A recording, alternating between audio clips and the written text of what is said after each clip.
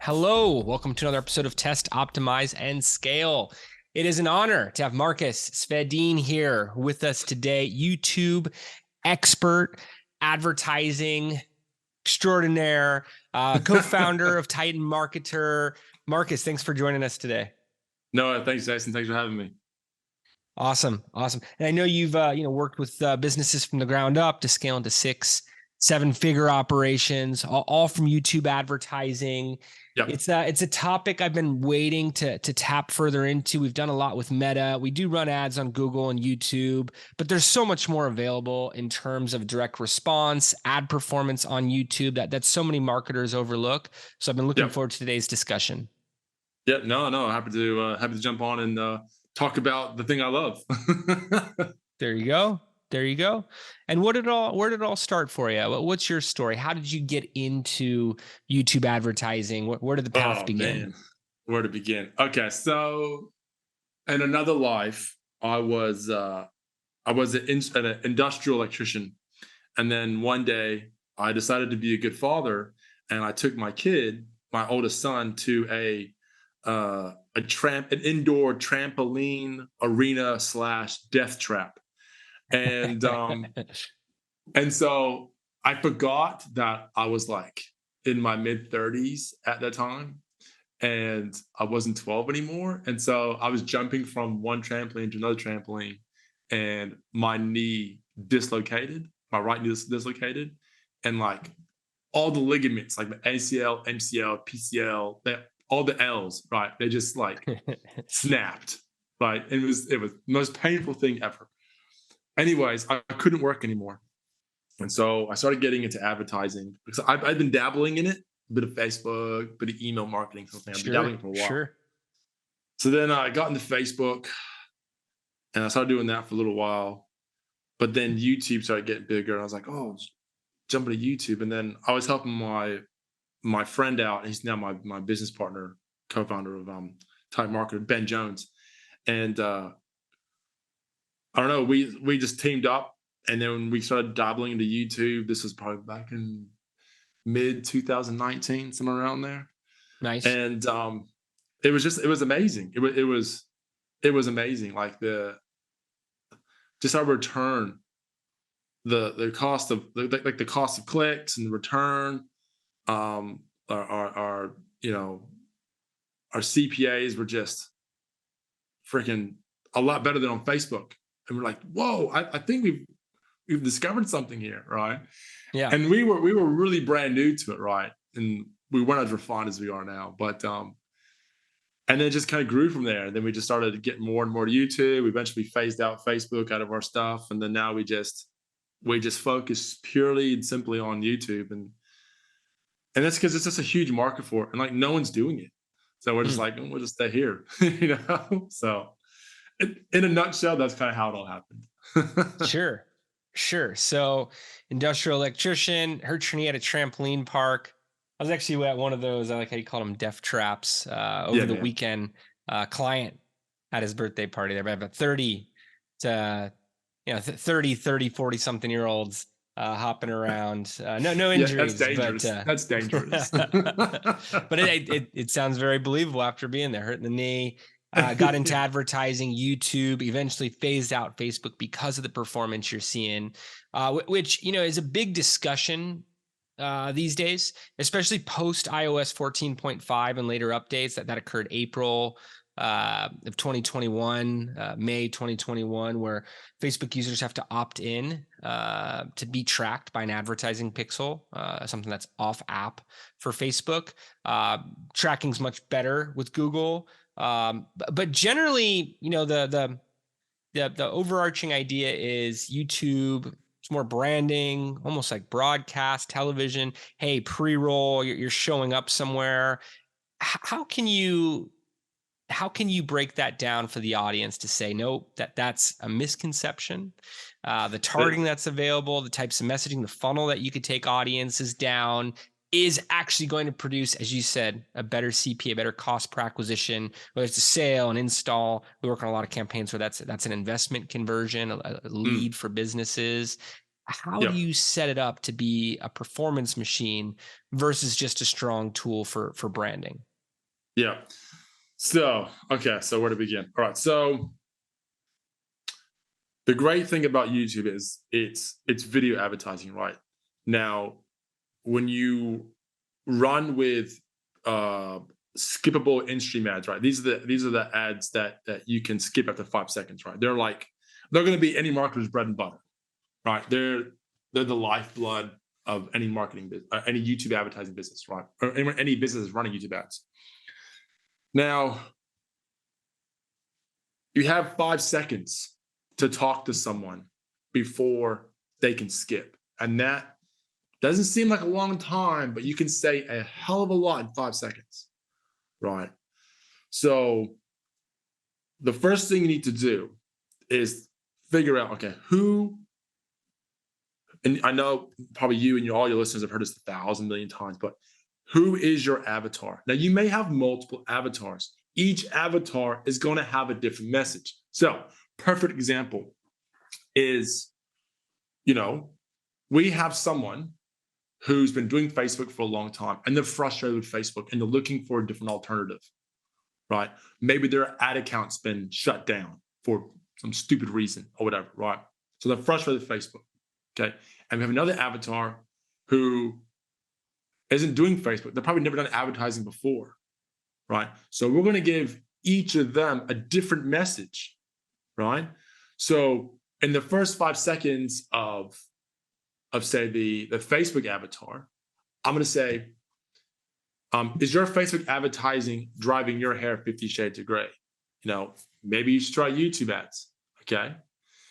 Now that message is going to resonate differently than the message to the other avatar who's not even advertising at all. So the other avatar, I'd say, hey, would you like to add an additional 6 to 7 figures to your business using simple YouTube ads just like this? Sure. Oh, hell Sure. yeah. So it's a different messaging. So you need to figure out who your avatars are and what message you want to give them. Okay, what are you going to say to them?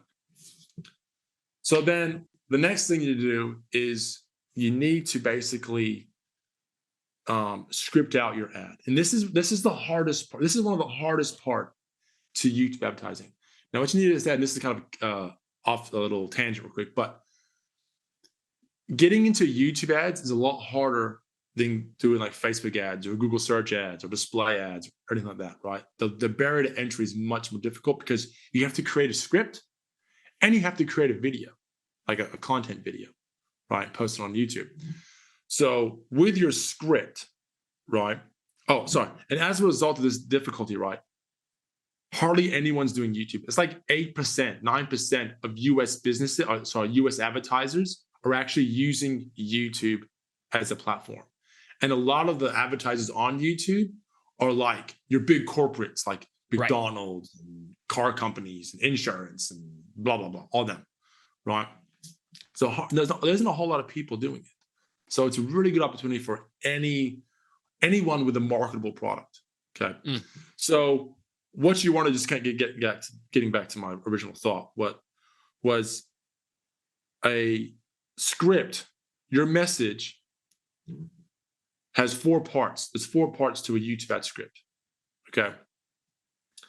Now, the first part is called the hook.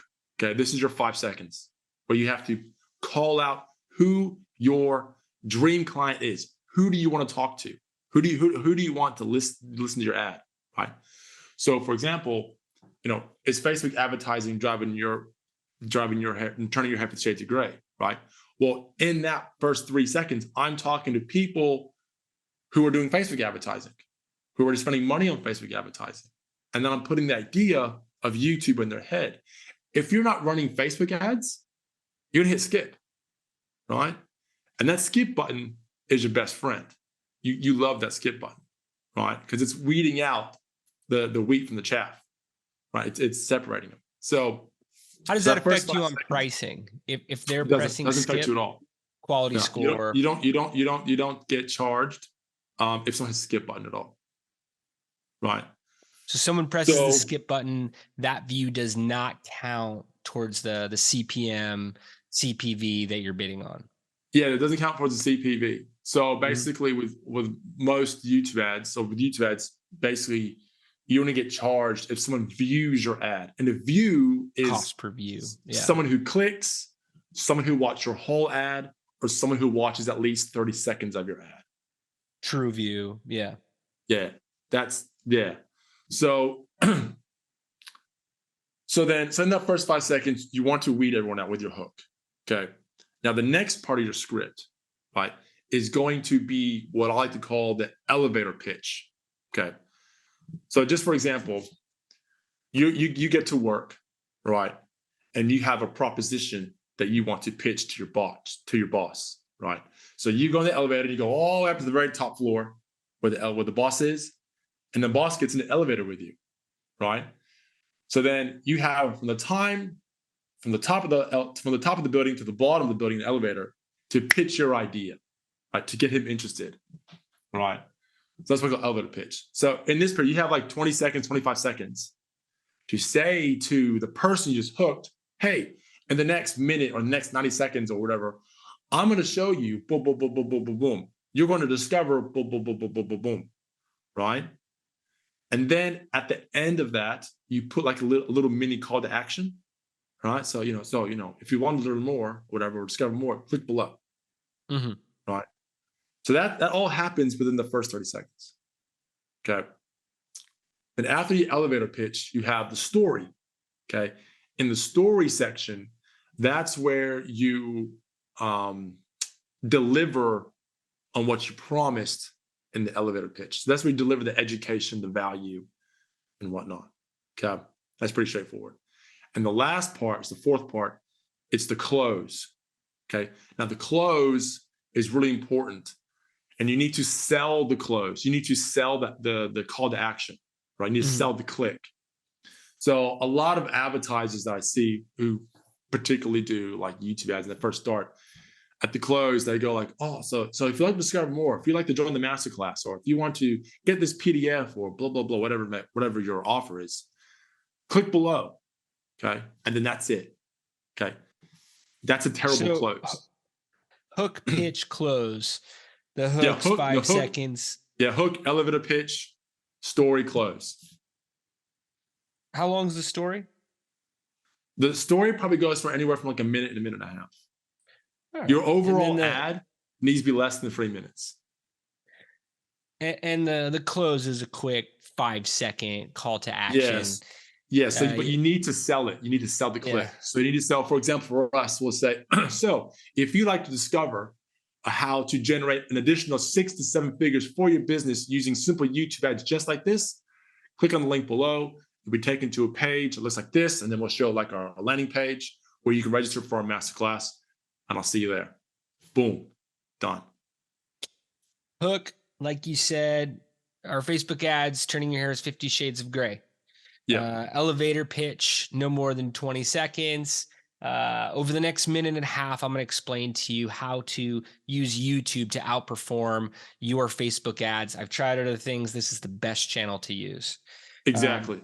Then your story, that's where you get to the meat of it. That's where you say, hey, you could target audiences by what videos they've seen. You could showcase your videos. You could have a strong call to action. You only pay for people who are viewing. It is the way to go.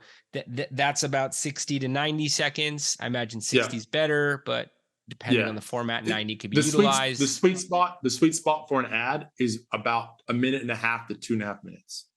That's the sweet spot. 1.5 to 2 minutes. You don't want your ad being longer than 33 minutes. Yep. And the close, that's when you give the details about the next steps, not just click below. And you sell it. Click below.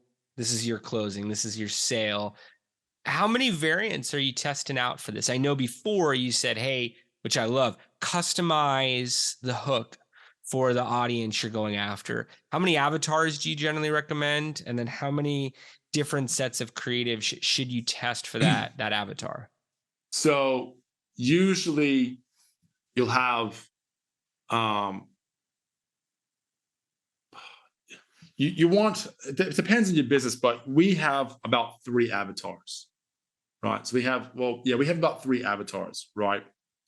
So like one of our avatars are people who are doing Facebook ads. One of our avatars are people who aren't doing any advertising. Another avatar are like people who are, they've tried YouTube ads and they can't get their head around it. Right. So those are our 3 avatars. So we're going to have different messages. We're going to have different stories. So each avatar, you can have the same elevator pitch. You can say that you can have the same story. You can have the same hook. So the same close. Okay. Okay. But it'll be the hooks. So you want to have like heaps of hooks, as many as you can think of, right? So essentially what you can do is you can create tons of ads by just changing the front end, just by changing the hook. Sure. Right. So because with social, with Meta, we'll often start with 4 to 10 audiences. In a strategy, we'll have 3. We call them personas. Same deal. Avatars. Actually did a workshop one time, and I created a page that said influencer avatars, and I had from the movie Avatar, but with different faces. Of just like a square of like an influencer over each one. It was pretty cool. Nice throwback there. But then we'll look at 2 to 6 different creatives for each audience. It's easy to variant test there. How easy is it to variant test on some of these YouTube ads? Again, we use it for traffic. We use it for distribution. It works well. Would like to utilize it more for direct response. Maybe I fit into one of these personas. I like your 3 avatars that you have built out. But if you want to elaborate, how easy is it to variant test for the avatars, for the creatives once you have them built? And I love what you said. Hey, you could just do a different hook and actually tap in the pitch and the pitch story close as it'll apply to each. How many can you set it up? How easy is it to put in place with YouTube? It's very easy. It's very easy. So what I find, what I usually find the best way when you're testing your ads. So what we'll do is we'll research keywords, websites, apps, and like your inbuilt audiences that Google has, and we'll research which of these audiences will our avatars fit in, right? And then what we'll do is we'll create a campaign. So it'll be like one campaign, one audience with a specific ad that we want to test, a specific message we want to test, right? And then we run that, because what we found in the past is like we'll stick like 3 or 4 ads in one campaign, and what ends up happening is within like the first 1-2 hours of running, Google will just like favor one ad, and all the other ads will be like neglected, like the grunt of the litter, right? And it doesn't really get a proper test across it. Like it doesn't test all the ads properly. And so we're like, so what we end up doing is one ad group or ad set, Facebook terms, and then one ad. So campaign, ad group, one ad. And then we'll just put like small budgets, because all we're testing is we're just testing the message, see which ad's going to get the most amount of clicks and whatnot. Okay. Yeah. So then we just set that up. So we could in the beginning. Sorry, go ahead. I was just mentioning I do that on Facebook as well too. It's like you said, they shut it off when you set it up as an experiment, as a test. So having it set up on your own, you have a lot more control. Stop it, pause it, scale it, get an actual sample size for each. Yeah, that's it. Just to throw in there as you're throwing more in. Yeah. So what I have is I'll have like, depending on how many audiences, how many ads I have, I'll have like a whole slew of campaigns created, right? And it's very easy to create campaigns, right? Very easy to copy and paste them. But and then each campaign will have a different ad that I want to test, a different message I want to test for that one avatar. And you'll quickly find within a couple of days, you'll quickly find. So if I'm spending like $25 per ad, per day per ad, within a couple of days, you're going to quickly find which ad is resonating with with each audience. I hope that makes sense. It makes sense Makes up here in my perfect head, sense. but And I'll paraphrase it back for the audience here. Create avatars. Three is common. You guys like to use 3 in most cases. And then you could create variants for the creative. But the important part is that you're running $25 per day per ad. So each audience, each ad, each one has to have $25 behind it. Let's talk some metrics. Only way to measure is with numbers. What do you plan for? What do you want to see? What are some good benchmarks to shoot for with that $25 per day? Yeah, no, that's a good question. It's a good question. So when I look at what's going to be a successful ad, in the very beginning, I'm looking for my click-through rate. So what's my CTR, right? I usually want to keep my CTR above 1%, around 1%. Okay. Good. And then I'm going to look at my view rate. Okay. How many people are watching 30 seconds of my ad? At least 30 seconds on my ad or clicking on my ad. Right. And I want my view rate to be like 15, 20 plus percent. Right. Now, if I see those 2 things in the very beginning, I'm like, yep, it's a good ad. Okay, it's going to work. Well, it's most likely going to work. So then what happens is then I'll let that campaign run. I'll just let it run. If other ads are getting like subpar click-through rates, like 0.5% or something around there, or the view rates are really bad, I'll turn them off. I'll turn them off after like spending $50 on them, somewhere around there. Okay. 2 days, $50. Yeah, $50, somewhere around there. And then so the ones that are getting good clicks, good views, I'll let those run. And then from that point on, I then go, okay. I then spend 2 times what my cost for acquisition is, right? Or what, like if you're just starting out, it's a bit more difficult because you don't have any conversion data, right? But if you can look at Facebook and see what your CPA is on Facebook, you can kind of transfer that similar type data over to YouTube. So for example, if my CPA on Facebook's like, say I'm going for high ticket leads, right? So say booking a call and I can spend $300 to get a book call, right? Or whatever. On YouTube, I'll do 2 times my CPA, okay, on an audience. If I don't get at least 1 book call within that 2 times CPA, right, I'll turn it off. I'll then go and I'll spend 3 times CPA. And if within that 3 times CPA, if I don't have at least 3 calls, right, I turn it off. And so that's kind of the scaling process and the process I go through where, okay, yep, this campaign is going to be good. This campaign is going to work really well. Okay. Now, however, having said that, a lot is determined on your sales process. So it's all good to have fantastic traffic, right? But if your funnel's not performing well, if your messaging's not well, if your follow-up's not performing well, right, it's not going to be profitable for you. So you need to make sure that you're testing your sales process, optimizing your sales process while you're running, YouTube, any traffic in that for that matter. But that's the usual process that I go through weeding out good audiences and good ads and whatnot. I hope that makes sense. Just to confirm, you said you're shutting it off if you're running for 2 days, $50, and you're not seeing conversions.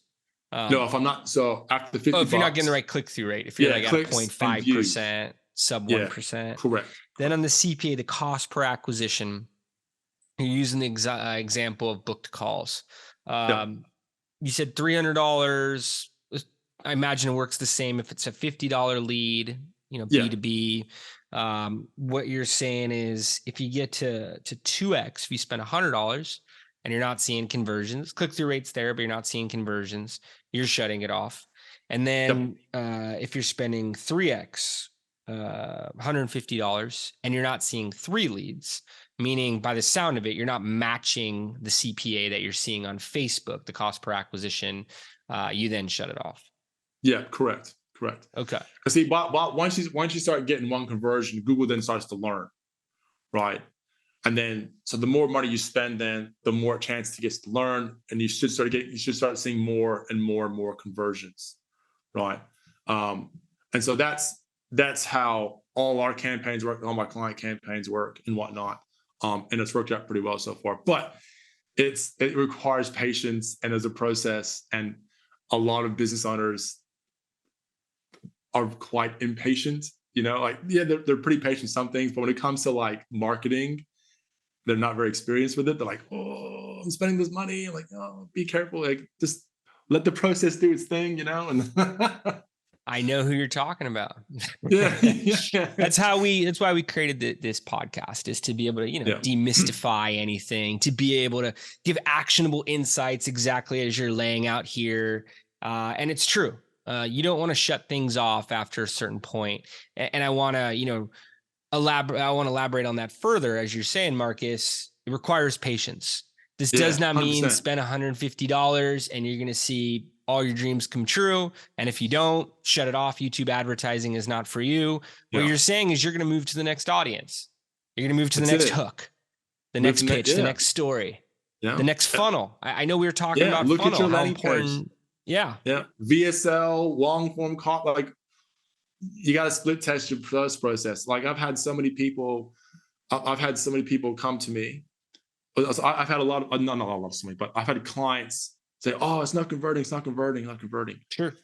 I'm like, well, let's look at your landing page, and all the copy's good, and VSL, but the page speed sucked. The page load speed sucked. And so then we had to set up, okay, well, landing page. So we set up a conversion to track if someone's viewing their landing page. 50% of the traffic is not even making it to their page. Seen that. Right. So that's another little tidbit. If anyone's listening, make sure your mobile load speed is, around 3 seconds. Your page shows up within 3 seconds. Otherwise, you're going to lose half, if not more than half of your traffic. As you said, 5 seconds is an eternity in digital. 3 seconds, phone, you're losing them. Especially today, man. It's like 1, 2. Not skip. Not watching that. Taking too long. Yep. So there's a lot of cogs in this machine, and it's enjoyable to work with, but you just gotta be patient and just work through it. Let's talk about targeting a little bit. I know YouTube has unique data. You could target people who've watched one specific video or follow a channel. You could diversify that a bit. What are the best approaches to targeting? Is open targeting better? What are some tips that you have for listeners in terms of targeting? What are some shiny objects that they should stay away from? What are any hidden gems that you could point towards? Okay. Oh man. All right. Where do I begin? All right. Let's start with the shiny object. Let's start with I call them traffic traps. Okay. So the number one traffic trap, okay, is the Google ad specialists.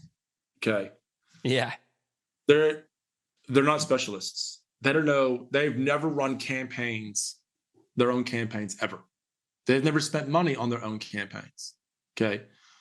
How do I know this? Because one of my employees used to work for Google as a specialist, right? And she was like, yeah, no, they have like this flow chart they got to go through, right? And they say, oh, well, they're running this type of campaign. So these are all the recommendations that Google tells you to put in. And a lot of those recommendations are full of crap, because what they'll do is it'll make you'll still get results, but those results will be more expensive because you're spending more money. Right. So I literally spent around $5,000 when I first started a while back. I spent about $5,000 listening to these specialists, right? And it just made things a lot worse. Yep. So don't listen to them. That's a shiny object. They'll email you, man. They'll email you, and they'll call you like, hey, this is so and so from Google. I'm going to help you optimize your campaigns. No, they want you to get more, spend more money. That's what they want. So, anyways, that's it. And a lot of Google recommendations are traffic traps.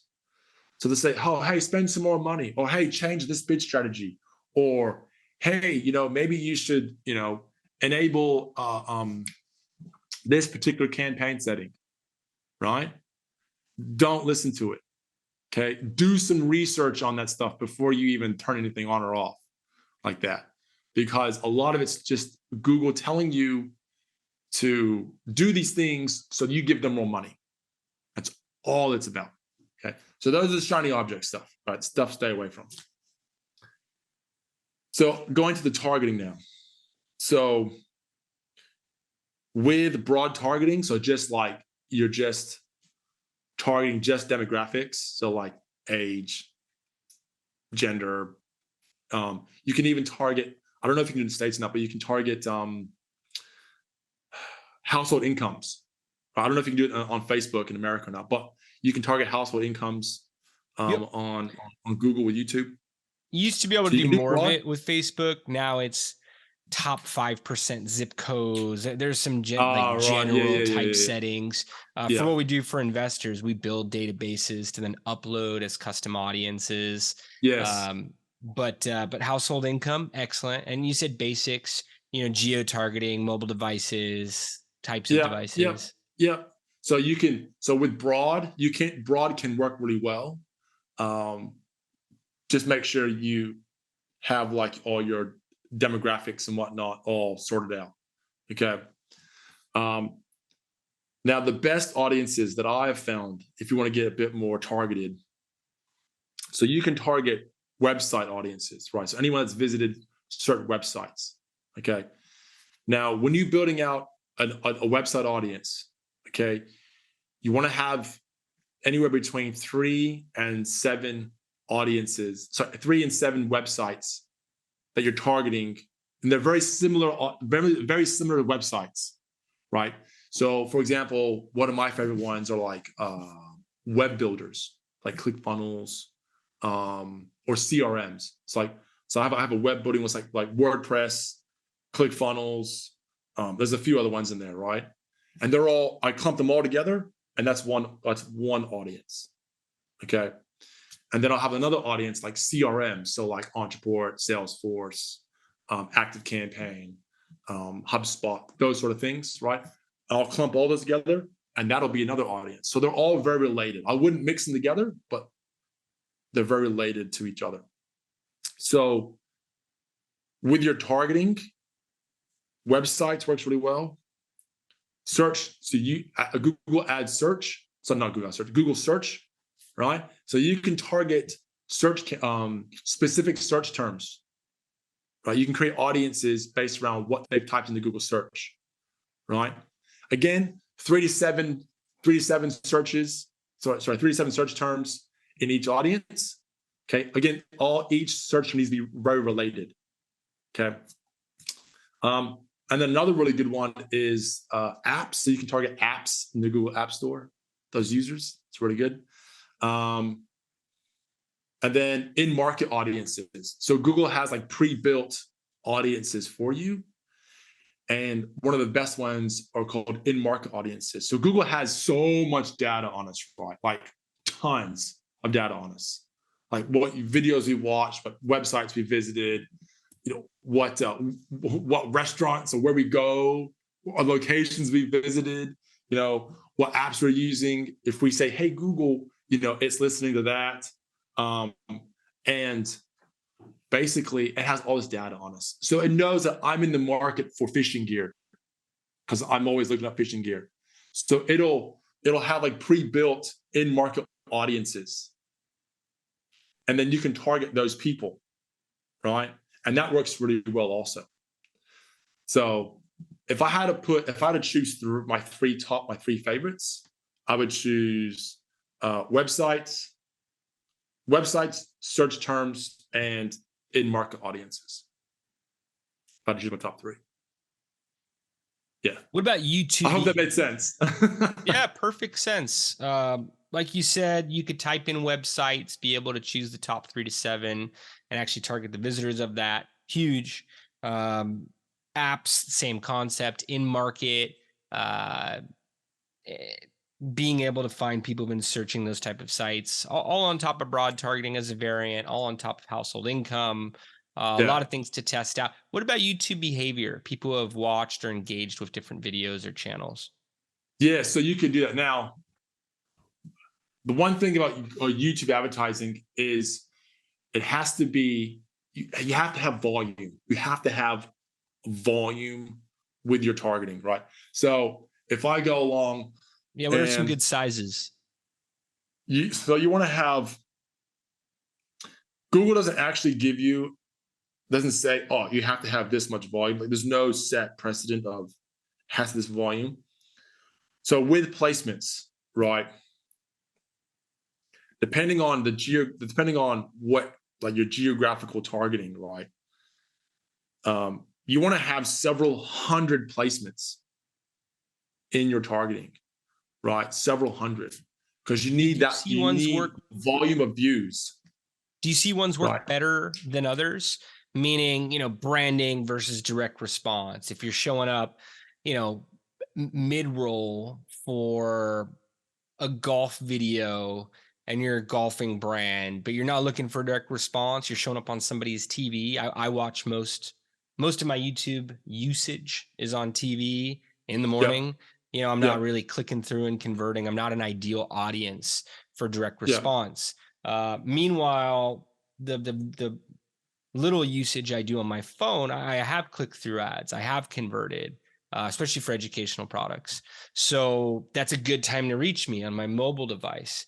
I Yes, get correct. that you're saying 200 plus placements to get enough inventory, enough ad placements there. Yeah, yeah, But are yeah. there any that get you excited? Are there any that you want to focus on for direct response performance marketing? Not really, not really, because people, I mean, people watch all sorts of different content on all sorts of different niches, how you want to say it, on YouTube. So I use softwares like TubeSift or well, TubeSift's probably my favorite one, my biggest one. And I go in there and I type in certain keywords, right? Certain search terms, because YouTube's a search platform, right? So I go, okay, what search terms, so I type in like, Facebook advertising, for example, and it'll bring up a whole slew, like hundreds and hundreds of Facebook advertising videos. And I'll just copy, paste into my campaign, right? Um, there's no real specific placements that I would choose, like that really get my buttons working. I mean, like I have some competitors of mine that I do target their stuff, but I can't just like I can't get enough volume just targeting my few competitors' channels. There's just not enough volume there. So you have to have a whole heap.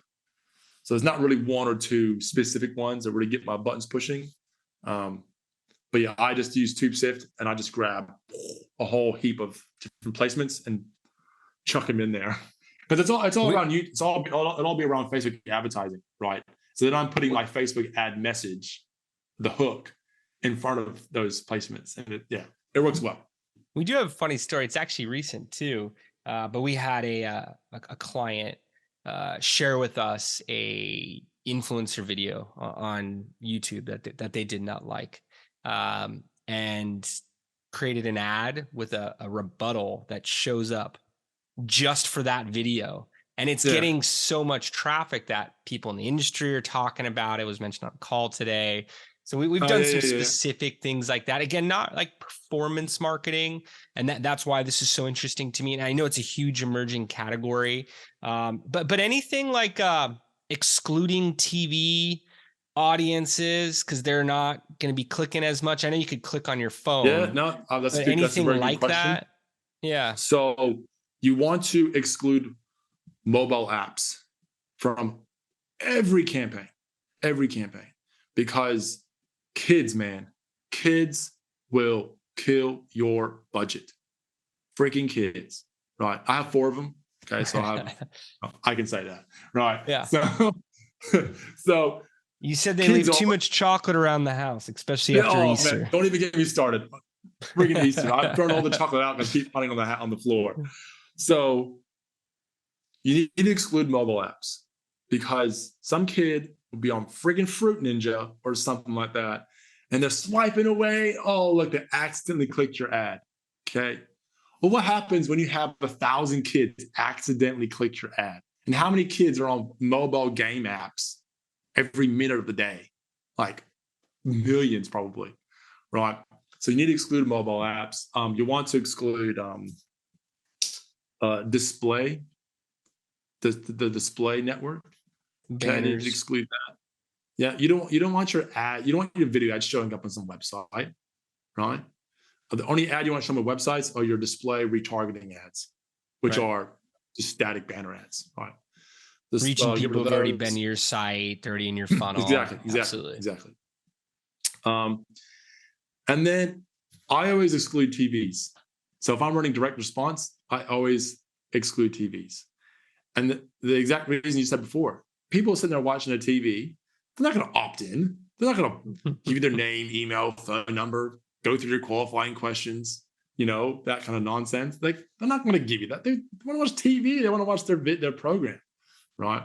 Whereas if I'm on my mobile phone, it comes up, oh yeah, it's easier. If I'm on my desktop, oh yeah, it's easier. Yeah. With a remote, stuff that. No. So yeah. By the Um, way, you were mentioning a 1% click-through rate earlier. What's a good cost per click? oh man. It depends on okay. So it depends on your niche. It depends on how much your client is worth. Right. So if my client is worth like $10,000, $20,000, right? And my conversion rate's really well. So let's just say I'm converting like off a book call, I'm converting like 20%, right? Which is quite doable. Um, will I spend $7, $8 a click, $9 a click? Yeah, all day, every day. Yeah. Right. However, if I'm selling a webinar or I'm selling $1,000 product, you can't afford to spend $9 a click. You gotta spend maybe $1 a click, a couple bucks a click, right? But again, it depends how your conversion rate is. So if your conversion rate's really high, if your page is converting really well, you can spend a bit more per click. But usually I see about anywhere between maybe $3 and $5 a click usually. So a For $2, like, $3 click. I yeah, think the average right now on Facebook's like a $1.80. It used to be $1, depending on what you're yeah. bidding Now, on mind and you, the that's Australian. CPMs. That's Australian. So in Oh boy. American, you're probably looking at. Hold on, I need math. It's too early more for math. You're probably looking at like maybe about $2 a click, $2 a Yeah. click American for like a masterclass registration or something like that. Yeah. Sure. And I know our campaigns have seen things like that as well too. So that sounds about right. And I like how you didn't say, hey, it's 25 cents. Because there's always a campaign that performs at a low level, but I, want to set good conservative Yeah, expectations that's for the it. audience versus thinking, they're getting cheap traffic and it's going to convert overnight. Versus, that hey, $2, $3, and much different. I mean, you look at LinkedIn, $4, $10 clicks, and not the Oh, that's same crazy. quality. LinkedIn traffic's crazy expensive, man. I'm like, gosh, dang. Yeah. And people love the audience data. So they That's think it. that's It's the the best audience. place That's to right. be.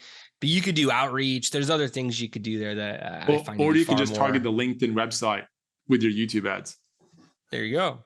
That Target works the as same well. people. So you could probably do like the LinkedIn group.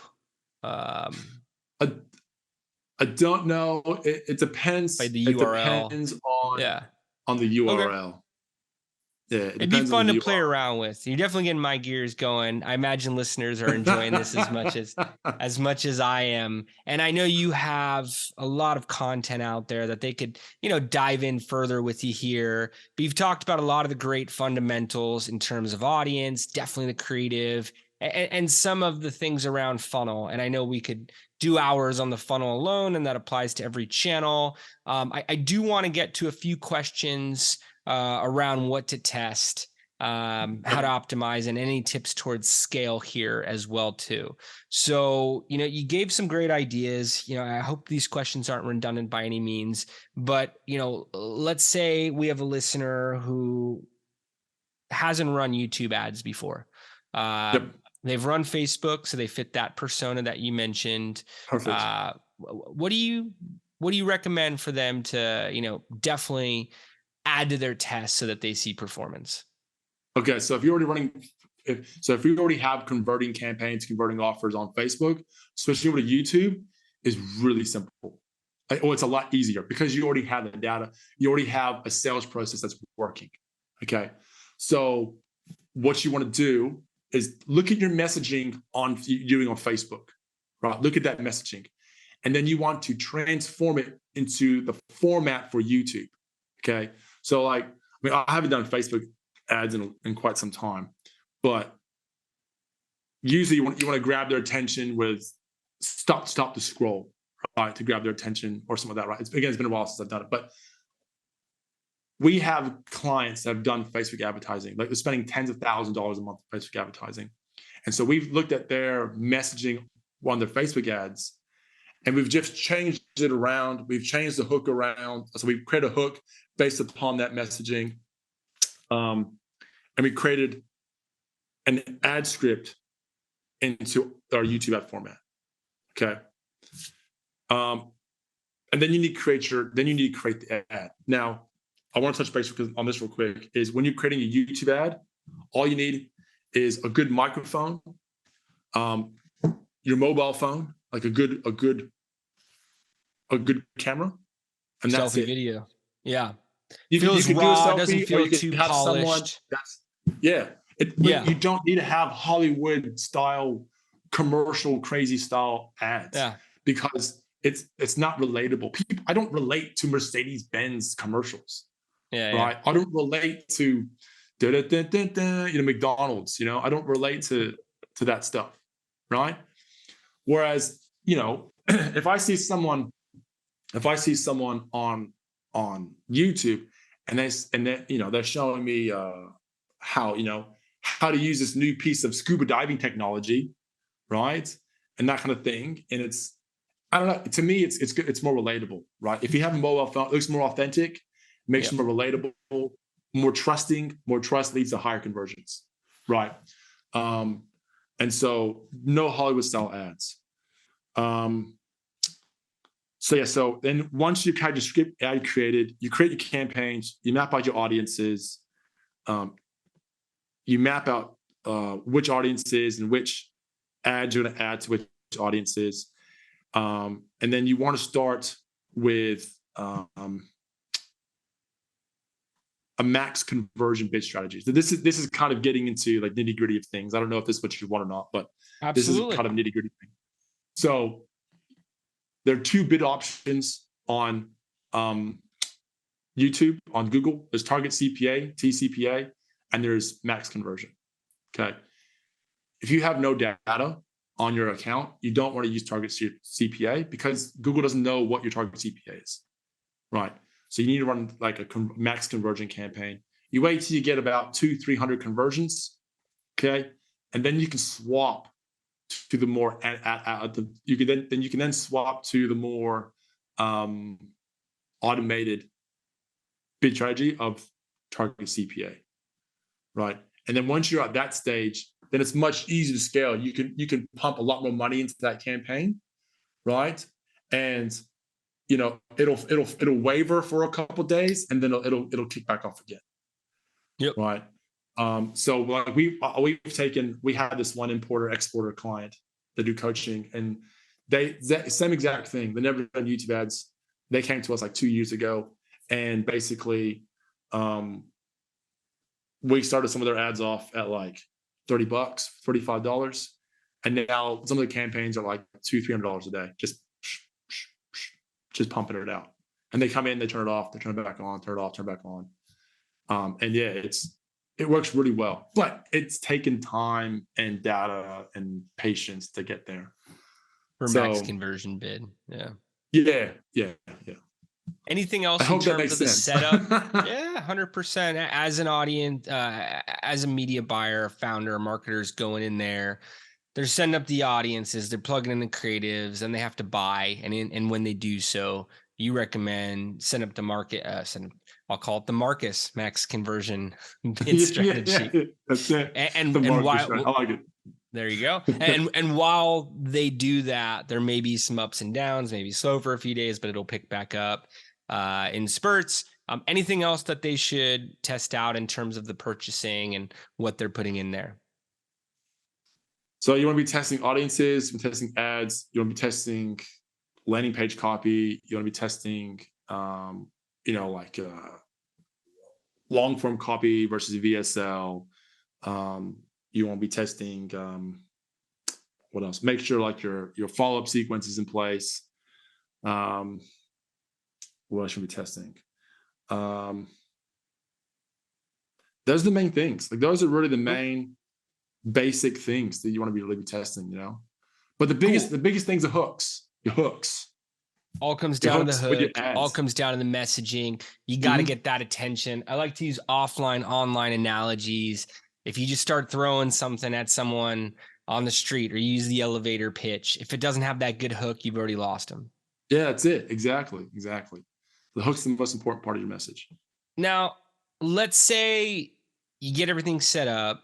You're running $25 a day across 5 different ad sets, different audience, different messaging, all the way through the hook, but you're not seeing performance. You're going to get click-through rate, cost per click's working out. You're not paying too much, but it's not converting. Mm-hmm. What do you do from there? How do you optimize?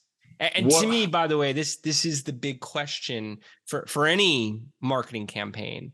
Anyone could set something up. It's what do you do when it's not working, or when it's working and you're trying to get it to the next stage of performance. Not even talking scale yet, but marketing talent. I always point to my team towards optimization abilities. What do you do if it's not working right out of the gate? Which you said, patience. So, it's important to take more optimization steps. Yeah. So if I'm getting clicks, CTR is good, view rate's good, getting clicks, no conversions, like I've spent a few $100 over and get no conversions at all. What I would do is I would look at my placements. Where's my ad showing? That's the first thing I would do. Is I'll look at where is my ad being shown. So inside Google, the Google platform, you can see where your ads are being shown. And if I'm seeing like kid placements, and you like, dude, lots of kids use their parents' phones, man, and look on YouTube. It drives me crazy. So you'd have to look at topic exclusions. So you want to exclude like toys topics. You want to exclude like cartoon animations. You want to exclude music and audio, like music audio topics, those sort of things. Right? People don't want to be listening to their music and then hop in and people sign up for listen to music, workshop. washing the dishes or whatever, and your ad comes on. They can't skip because they're too busy doing something else, right? Or boom, you get charged, or whatever. So I'll look at that. And if my placements looked all right, if my placements looked okay, like there weren't like a bunch of kids like watching Baby Shark or whatever, I would then look at, okay, how many clicks are making it to my page, right? So if I've had 100 clicks, how many of those clicks actually made it and watched my page? So what do you reference there? Google Analytics? So I just set up a landing page view conversion, right? So I'll set up a conversion tag on my landing page, and that fires and sends data to Google and says, hey, you've had 100 clicks and 77 have made it to your page. Okay, that's cool. Because usually you're going to expect like anywhere between like a 20 and 30% drop off on average, right? On average. So how many people are actually making it, seeing my offer, seeing my page, right? And you can base that a lot on like your mobile page load speed. Okay, so you want to try and keep that as low as possible. And then if my speed's good, my clicks are good, and it could be my offer. Like it could be the people getting to my page and it's just not converting well. Like maybe there's something wrong with my offer. So I would put like heat map tracking on my landing page. Where are people clicking? What are people doing? Where are they scrolling? I would look at where they could be clicking on some place that you could have as they click here and an opt-in pops up or whatever, and it could just be maybe just your landing page, your offer, your message is just not compelling enough on the page or something like that. So there's a few things that could be bottlenecking your conversion rate. Okay. But it's just going through and working that out. Like it's Yeah. a pain. It really is a pain, but it's worth it. It's worth it, It's the most important metric, that conversion rate, low funnel, not just, a sign up and making sure whatever you're selling at the end of the day is fully converting. Uh, upper funnel, mid funnel metrics for a lot of channels, pretty straightforward. The lower Yeah. funnel, that's what it all comes down to. So those are great tips. What about when you get it working? How do you scale on YouTube? What are the best tips towards taking a campaign from $25 a day to $250 a day to $2,500 a Yeah. day? Is $25,000 a day possible? Yeah. So How do you do this? I've never spent 25 grand a day on one campaign. Like that's, yeah. But what you could do is, so there's two types of scaling. There's vertical scaling and there's horizontal scaling, right? So vertical scaling is just putting more money to what's working. Horizontal scaling is putting more money to finding out more audiences that working, right? So your sales process works, your messaging works. So all you're doing then is you're just putting your proven ads in front of unproven audiences and just finding new audiences to test out. So new search terms to test, new websites to test out, and new placements to test, new different in-market audiences or new interest-based audiences to test. That's horizontal scaling. So if you want a vertical scale to spend more money on what's already working, you need to look at, first off, what's the size of the audience, right? So if it's not a very broad audience, so if the audience size isn't very big, you're going to cap out real quick. You're going to cap out fairly quick if you start spending like $100 a day, $200 a day. So audiences like website audiences are fairly broad, like fairly big. Search term audiences are fairly big. In-market audiences are fairly big. But if you start narrowing down, like say, I want to target the top 10% income earners, and they're between the ages of like 40 and 50, and they're male, and they live in the eastern seaboard of the US, right? That could, and they're typing in these search terms in Google. Okay, that's going to be a very targeted audience, but it's not going to be very big, right? So if you're spending $100 a day, $1,000 a day, whatever, you're going to cap out in the audience real quick, right? So you want to scale vertically with your more broad audiences. So to do that, start at $25 a day. Start getting conversions. Once you start getting conversions, I would then increase probably by maybe 50%, and then wait a few days, because it's gonna your campaign's your results are gonna waver a little bit when you do that. Okay, so then you wait a few days and then increase it by another 50% after a few days. Okay, once you get about 200-300 conversions on your account, right, on the conversion action, the conversion goal, you can then switch to a target CPA, and then you can start doubling. Like you can start doubling your ad spend per day. Yep. Right. That's how I do it. That's how I've done it for a number of other my peoples.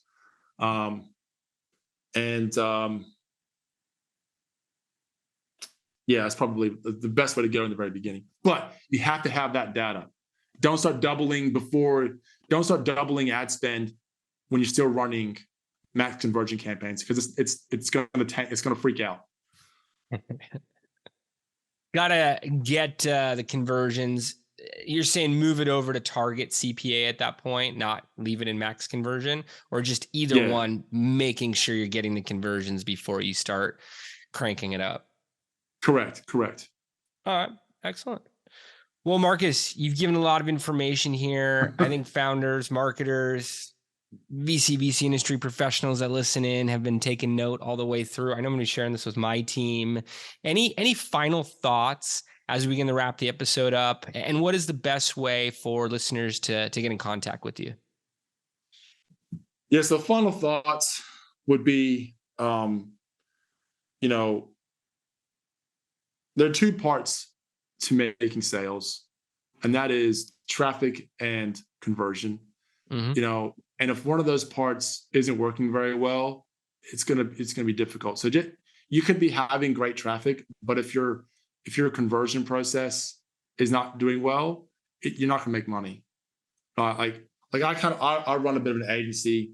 We're not very big on our agency side, but I always say to my humans, when they come on, I say, look, and I'm very upfront. I say, look, you can have great traffic, but if your sales process sucks, you're not going to make any money.